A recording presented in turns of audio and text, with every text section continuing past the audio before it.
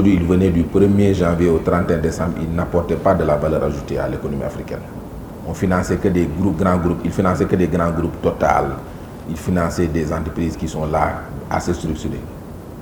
Donc l'idée lui est venue de ça et il a créé Cofina. C'est pour régler cette problématique de financement des PME et des PMI africains. La différence entre la mésofinance et la finance classique, c'est une finance structurée. Ça veut dire aujourd'hui les banques financent des PME et PMI qui sont structurées. Des PME, comme l'a dit l'expert comptable, qui ont une comptabilité, qui ont des états financiers, qui ont des garanties. C'est une finance vraiment structurée. La différence entre la finance classique et la mésofinance, aujourd'hui nous accompagnons nos entreprises à se structurer. Aujourd'hui nous constituons avec nos clients leur compte de résultat, nous constituons avec nos clients leur bilan. C'est vraiment très différent. Aujourd'hui, un client qui part en banque, qui n'a pas d'état financier, qui n'a pas de releveur de compte, il n'est pas finançable. Alors que quand il vient chez nous, quand il vient à Cofina, aujourd'hui on peut constituer son compte de résultat, on peut faire son bilan et on peut l'accompagner à travers des financements qui peuvent aller de 500 000 jusqu'à 400 millions. Donc aujourd'hui la grande différence c'est au niveau de la structuration. Nous sommes là pour accompagner les PME et les PMI qui viennent de débuter. Eux, ils accompagnent des entreprises qui sont formelles, comme l'a dit tout à l'heure mon collègue, formelles, structurées. Nous aidons nos entreprises à se structurer, nous aidons nos clients à vraiment devenir des gros clients. Voilà la différence fondamentale entre la méso et la finance classique. La finance classique, comme je l'ai dit, c'est les structurés, ça respecte des normes. Nous évoluons avec nos clients pas à pas. Nous commençons à constituer leur compte de résultat, nous les accompagnons par des petits financements et nous faisons ce qu'on appelle l'éducation financière qui est très importante, qui fait partie de nos valeurs aussi. On aide nos clients à se structurer. La différence entre Cofina et les autres institutions, Cofina a été fondée par des anciens banquiers. Des gens qui se sont rendus compte qu'aujourd'hui ils ne sont pas en train d'apporter de la valeur ajoutée à l'économie africaine. C'est la grande différence. Donc aujourd'hui, Cofina apporte vraiment une solution aux PME et PME du continent africain. C'est le premier groupe mésofinance de l'Afrique. Nous sommes présents sur 9 pays et nous ne finançons que des PME et PMI africains. Donc nous sommes venus avec une solution. La solution, comme je l'ai dit tantôt, c'est d'accompagner nos clients à se formaliser. C'est d'accompagner nos clients à grandir. Parce qu'aujourd'hui, nous avons financé des PME avec qui nous avons commencé à 1 million. Jusqu'à aujourd'hui, ces PME sont des PME de 400, 300 millions que les banques s'arrachent. Donc nous faisons un travail de fond avec nos clients. Aujourd'hui, pour vraiment que Cofina puisse étudier ton dossier de crédit, il faut vraiment ouvrir un compte. La deuxième étape, c'est faire une demande.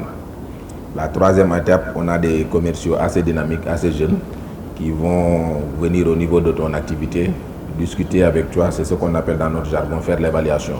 L'évaluation, elle est qualitative, elle est quantitative. L'évaluation qualitative, c'est connaître le client, connaître son besoin, connaître son environnement, connaître son écosystème. L'évaluation quantitative, c'est connaître les chiffres, comme je l'ai dit tantôt, essayer de reconstituer son compte de résultat, essayer de reconstituer son bilan pour pouvoir après venir au comité et défendre. Donc ça, c'est la troisième étape. La quatrième étape, c'est le comité de crédit. On a un comité de crédit qui se regroupe tous les jours. Parce qu'aujourd'hui, nous, la satisfaction clientèle aussi fait partie de nos missions aujourd'hui. Pour nous, un client qui vient à Cofina le lundi, le vendredi doit ressortir avec son crédit. Donc on a des comités dynamiques, des comités qui se font tous les jours. Après, quand le comité va dire le montant, la cinquième étape, c'est venir dire aux clients les conditions de financement avec la mensualité, la durée, le montant et les garanties aussi demandées. Après, on passe à la mise en place.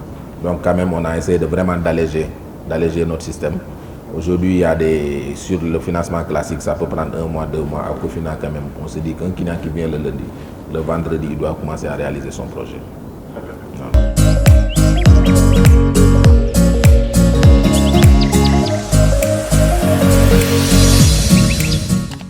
Donc, Saphir Consulting est un cabinet de conseil en organisation et en système d'information. Nous sommes surtout partenaire Gold de SAP, qui est aujourd'hui un des leaders dans les systèmes d'information. Et nous sommes depuis 4 à 5 ans meilleurs partenaires SAP sur l'Afrique francophone.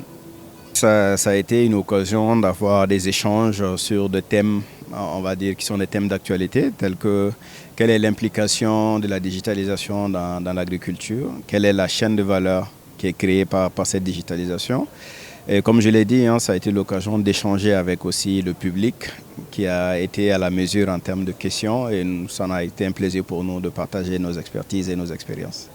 Aujourd'hui, l'un des plus grands défis, c'est surtout le défi de pouvoir rentabiliser plus parce que avec tous les défis liés au changement climatique, liés à la vieillesse des terres, donc les agriculteurs ont du mal aujourd'hui à pouvoir capitaliser leur production, à pouvoir les rentabiliser du mieux qu'ils le peuvent.